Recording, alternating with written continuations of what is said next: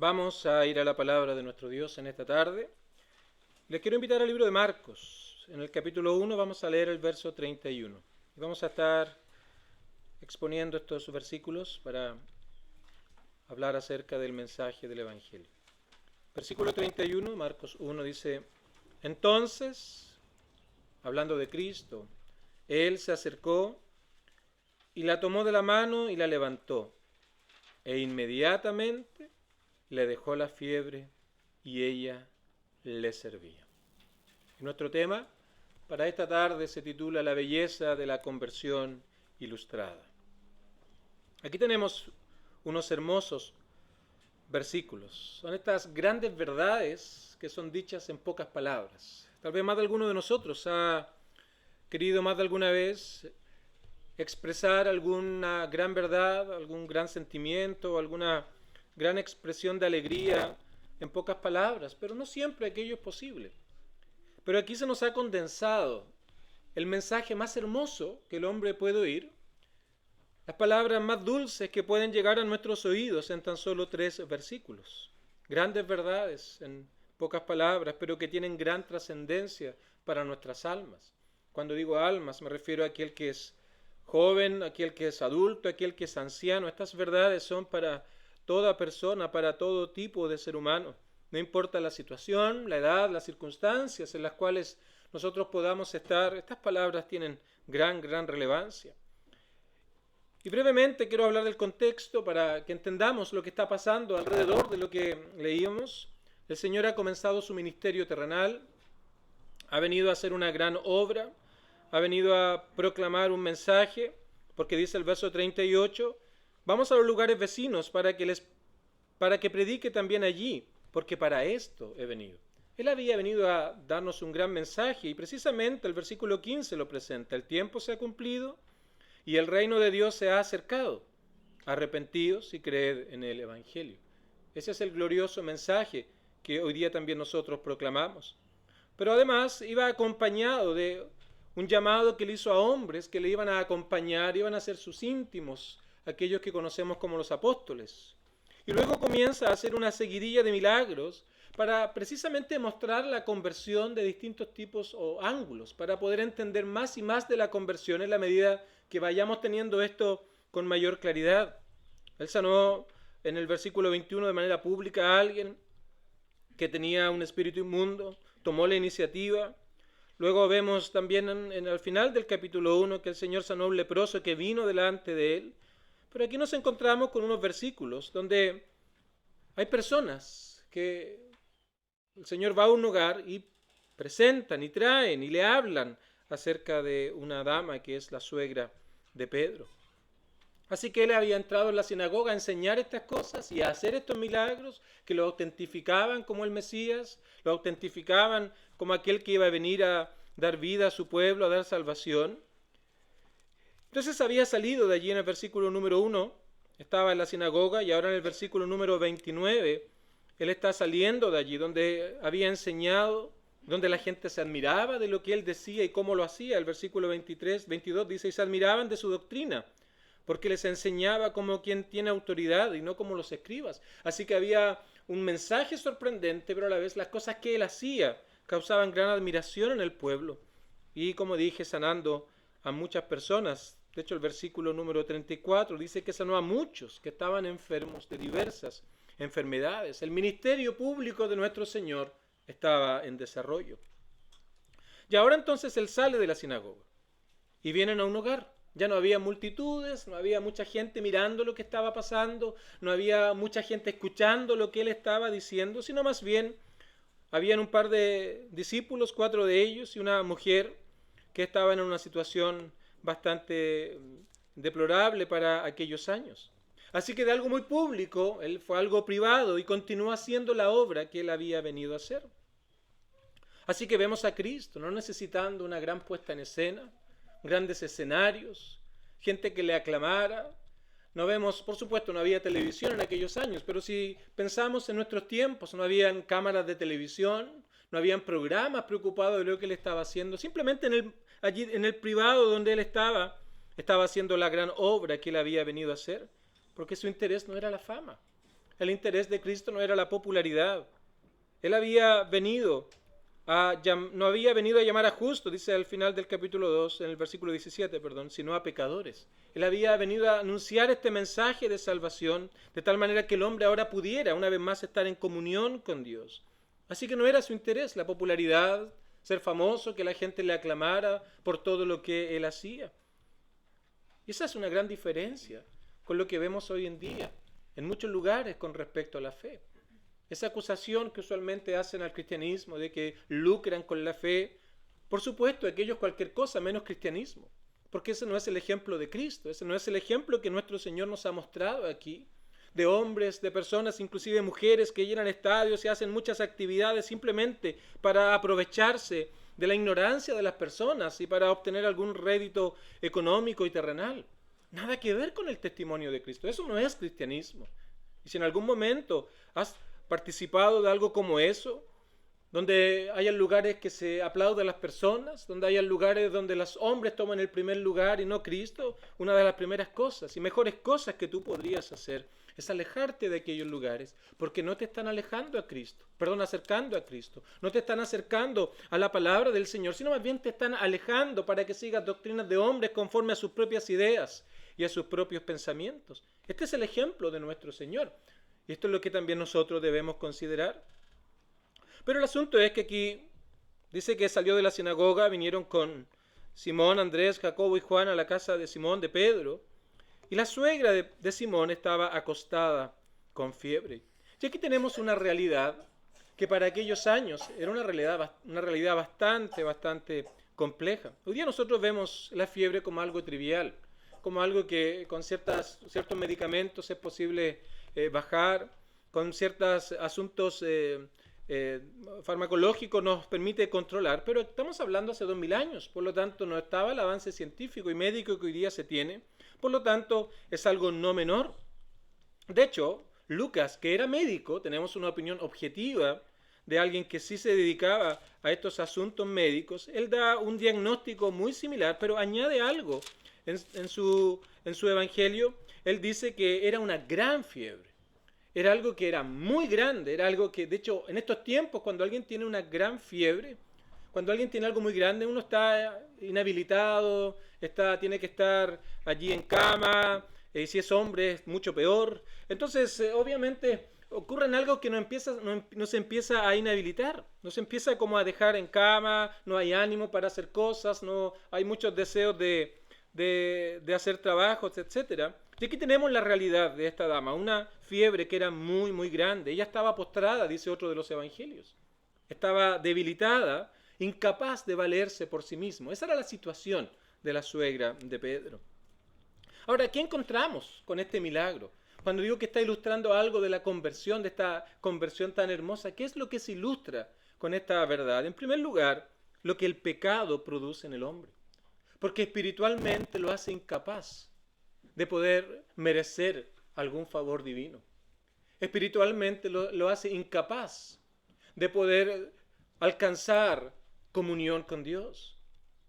De hecho, el profeta dice que aún nuestras mejores obras delante de Dios, producto de nuestra condición, son como trapos de inmundicia.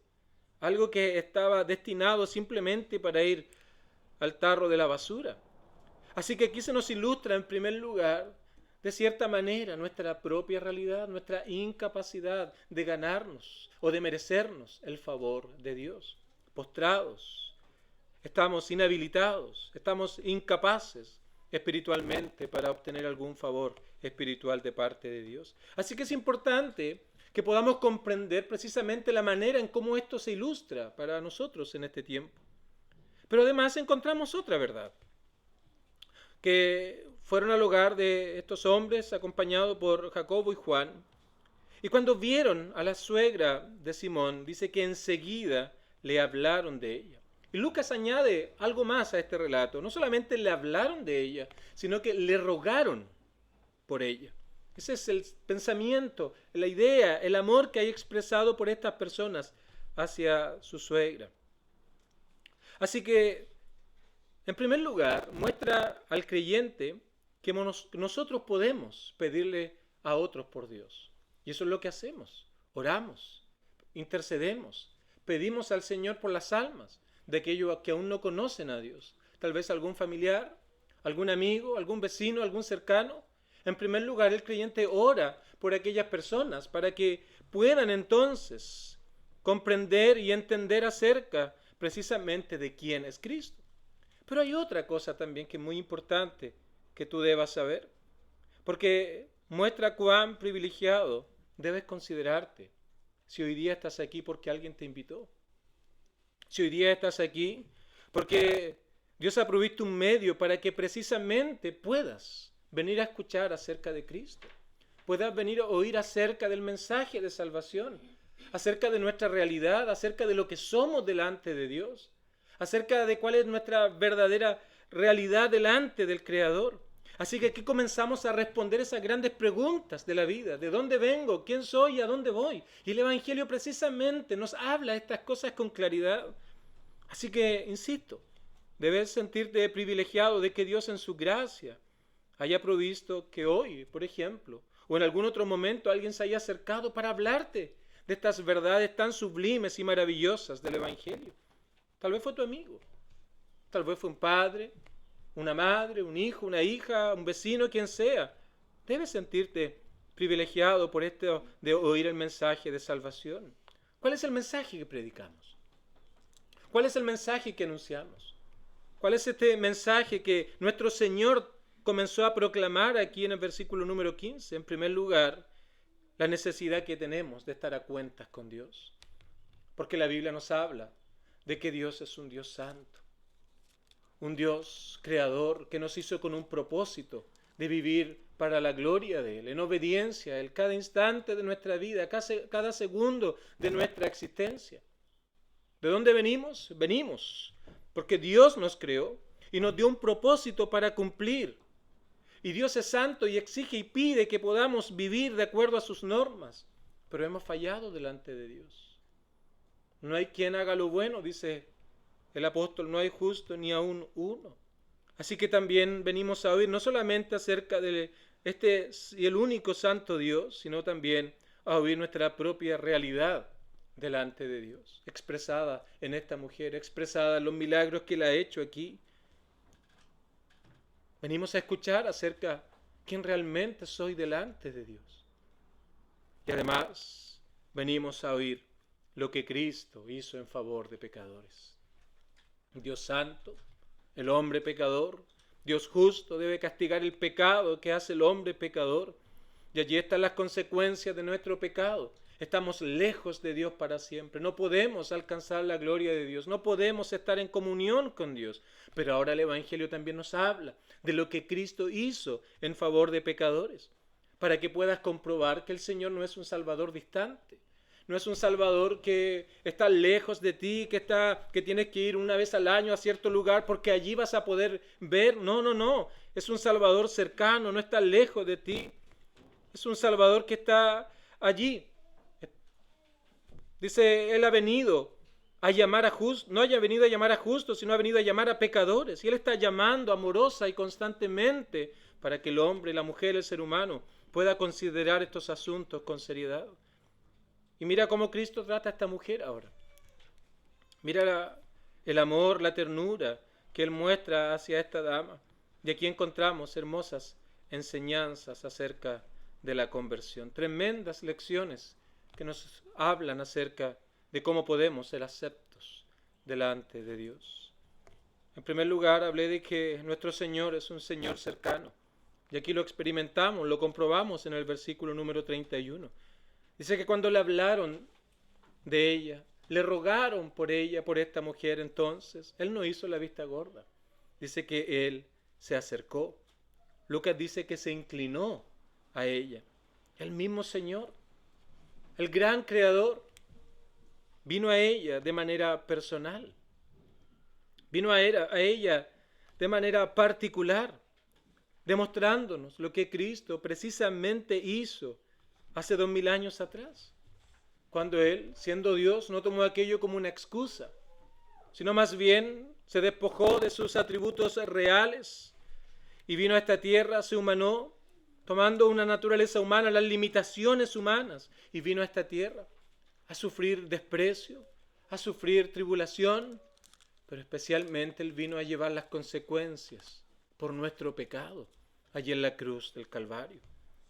Cristo, hecho hombre, dejando su trono, vino a esta tierra para poder traer salvación. Eso es lo que nuestro Señor hizo. Trajo reconciliación para con Dios. Este Dios santo que desprecia la maldad del hombre que es pecador, que ama la maldad, que no puede estar en comunión con Dios. Nuestro Señor se acerca, se inclina para poder entonces ser el camino, el mediador por el cual el hombre puede ser reconciliado con Dios. De ese Cristo estamos hablando. De este Salvador amoroso, tierno, que se acerca, se inclina y viene a este mundo para poder abrir el único camino por el cual el hombre puede ser reconciliado con Dios. Pero no solamente aquello, sino que Él dice que la tomó de la mano, expresando su amor y compasión hacia ella que estaba en un estado complejo, en un estado terrible, en un estado de postración. Y una vez más, vemos la ilustración de lo que Cristo hizo en la cruz del Calvario, cuando Él fue a sufrir la terrible aflicción, el terrible dolor de llevar las consecuencias de haber roto el pacto, de haber roto los mandatos de Dios y de haber vivido para nuestro propio placer, sin considerar a Dios en nuestra vida. Tal vez han pasado 20 años, no sé tu edad, 30, 40, 50, 60, una vida lejos de Dios, sin considerarle en absoluto, sin considerar sus admoniciones, sin considerar sus normas. Y ahí cuando estaba en la cruz del Calvario, después de ser duramente azotado y crucificado, Él expresa este amor y compasión. Padre, perdónalos, porque no saben lo que hacen. La tomó de la mano, mostró su amor y compasión. Y así lo dice Primera de Juan, capítulo 4, dice: en esto se mostró el amor de Dios para con nosotros. Aquí de esta manera se mostró el amor de Dios para con nosotros, en que Dios envió a su Hijo unigénito al mundo para que vivamos por Él. Allí está el amor, la compasión mostrada aquí. No solamente se acercó, sino que ahora la tomó de la mano, la tomó de manera personal, mostrando esta compasión, este amor. Y en tercer lugar, la Biblia dice que la levantó. Es hermosa la secuencia. Se acercó, la tomó de la mano y la levantó. Hubo un cambio de posición en lo que respecta a esta dama. Estaba postrada, estaba imposibilitada, estaba inhabilitada, pero ahora nuestro Señor se acerca a ella, la toma y la levanta y la saca de aquella posición en la que estaba. Estaba postrada, ahora ha sido levantada. Y eso es una tremenda y maravillosa demostración de lo que la conversión es y lo que la conversión hace. Antes, como esta mujer espiritualmente ahora, estábamos postrados, éramos rebeldes para con Dios. No considerábamos a nuestro Dios, no había comunión con Dios y éramos rechazados por Dios. Y éramos indiferentes a Dios, éramos ignorantes de Dios. Y aún nosotros activamente también rechazábamos todo lo que tenga que ver con Dios, deteniendo con injusticia la verdad de Dios. Esa era nuestra realidad. Pero ¿qué es lo que hace la conversión? Porque la conversión ahora nos saca de esa situación, de esa posición espiritual en la que estamos y nos trae una nueva realidad. Porque ahora aquellos que experimentan el poder transformador del Evangelio, aquellos que han venido delante de Él para reconocer quién realmente es delante del Señor, ahora son herederos de la eternidad y son miembros de la familia de Dios. ¿Ves el cambio que hay? ¿Ves la transformación que hay? Se inclinó, vino a mostrar amor en la cruz del Calvario para que el hombre ahora pueda salir de aquella posición terrible en la que se encuentra y pueda venir a una nueva realidad, a una posición de comunión delante de Dios. Y todo eso es producto de la conversión que está siendo ilustrada aquí. Y grandes privilegios obtenemos con la conversión. Podemos orar y ser escuchados. Podemos adorar a Dios y ser oídos. Nuestra adoración es recibida en la eternidad. Tenemos a un Dios que es un proveedor. Tenemos a un Dios que nos sustenta. Tenemos a un Dios ahora que en el cual confiamos y aún la muerte se convierte en ganancia para nosotros, cuando antes la muerte nos aterraba, cuando el miedo por la muerte era latente cada minuto de la vida que venía de repente a mostrar las garras a nosotros, ahora para el creyente, por ejemplo, la muerte es una ganancia, porque allí ha de comenzar la verdadera vida, porque somos herederos de la eternidad, somos miembros de la familia de Dios y no hay nadie, ni aun la muerte, que nos ha de arrebatar de su mano. Así que la conversión es un cambio de posición.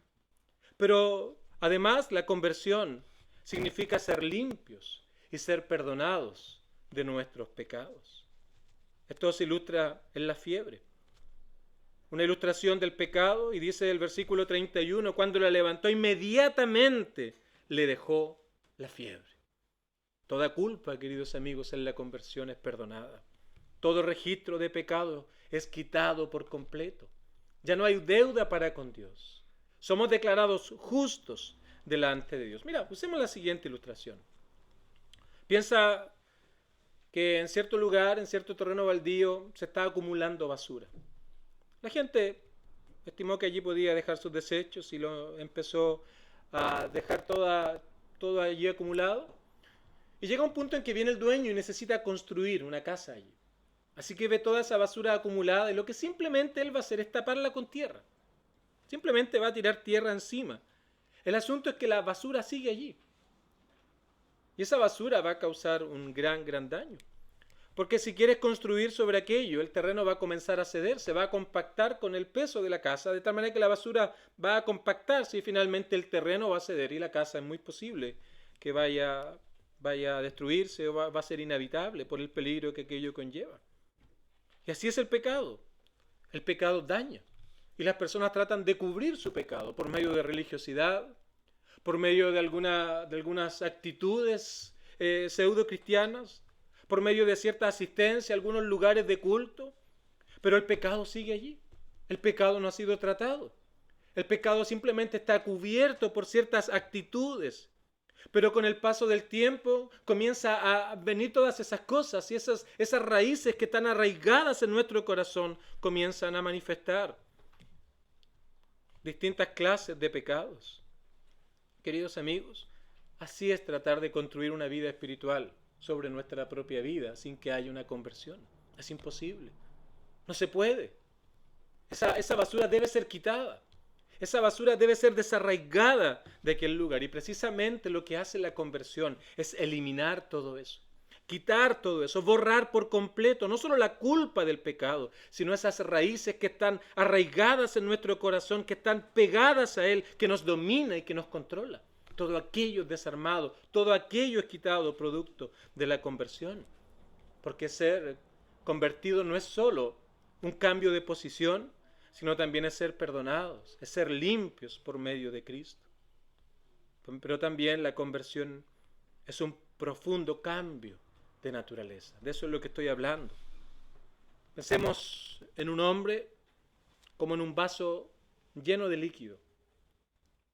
Pensemos en un vaso y veámonos nosotros allí lleno de un líquido.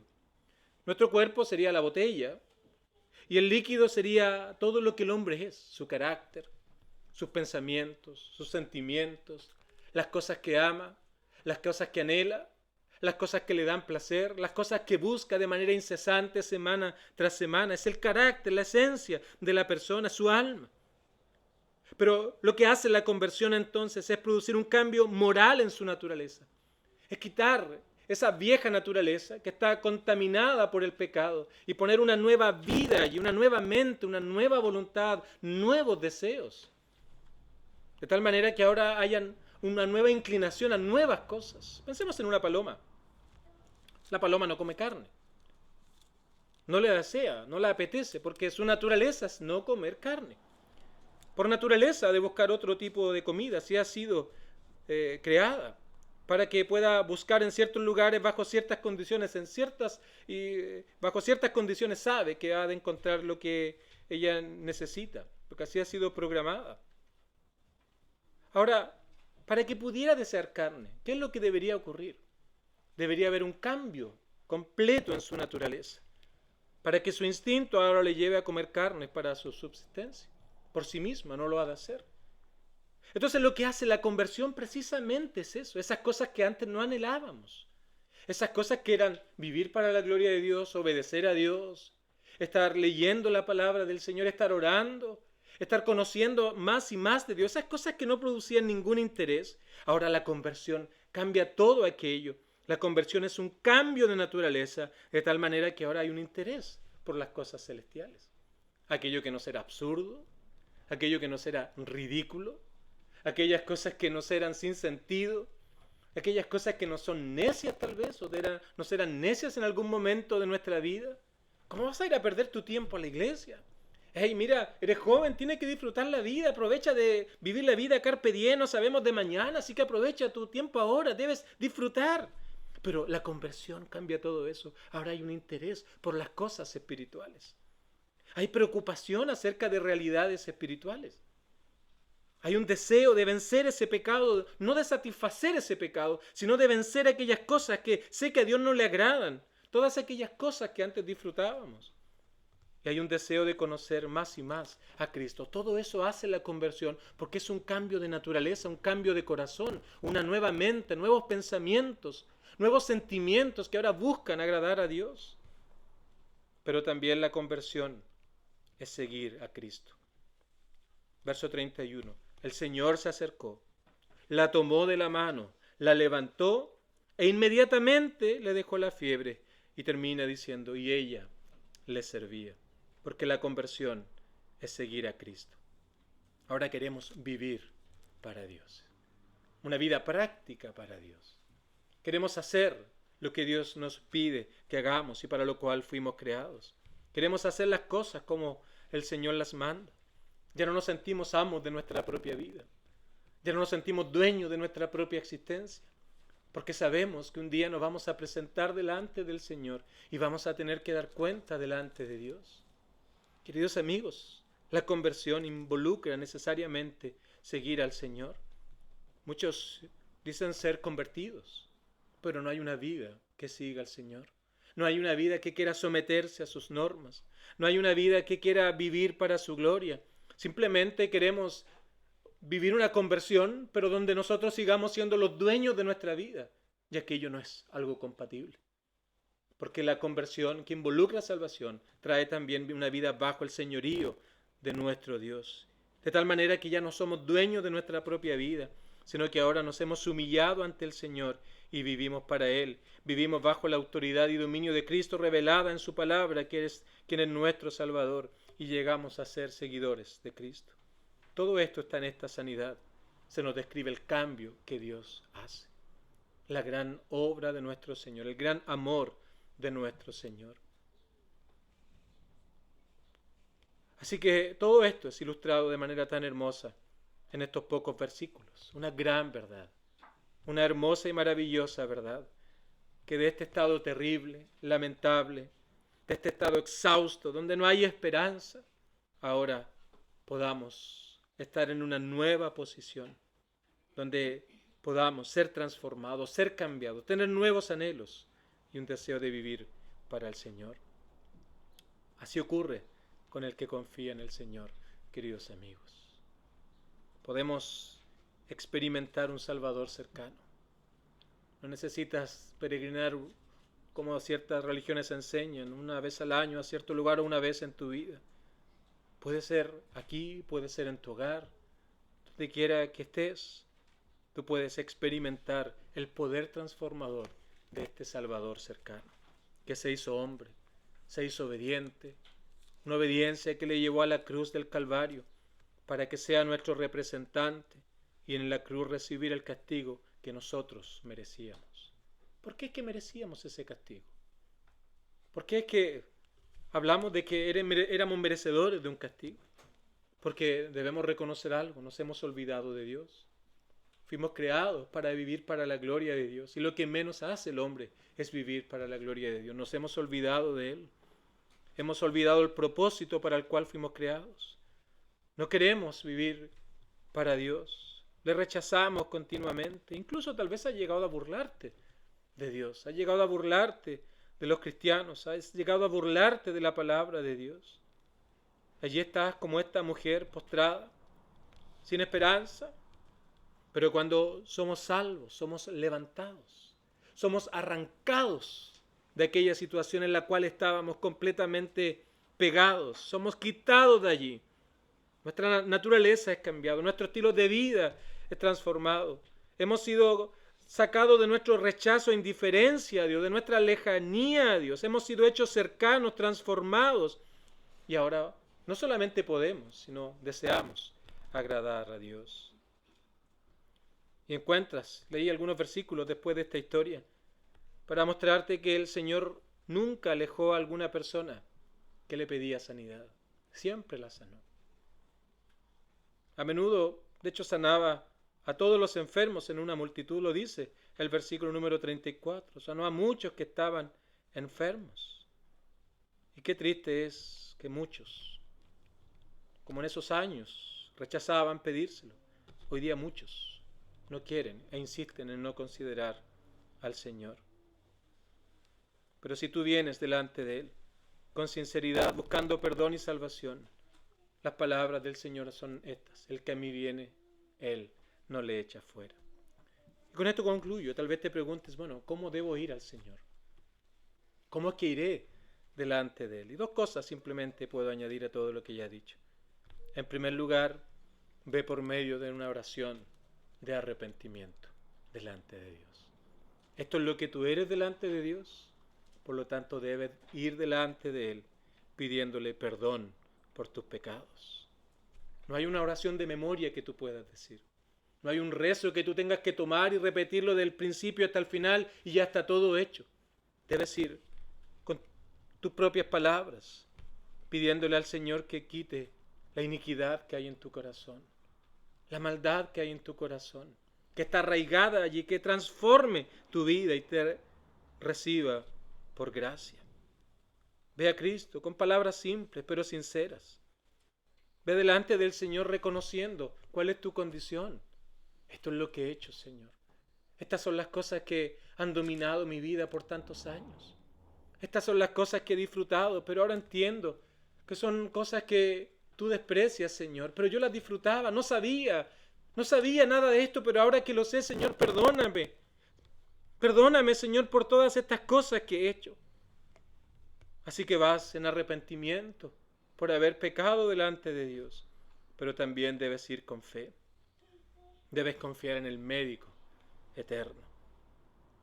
Nada sanará una herida si tú no le aplicas algún remedio. De tal manera que si sabes que tu corazón está roto por el pecado, dominado por el pecado, a no ser que el remedio sea aplicado en ti, vas a seguir en la misma condición.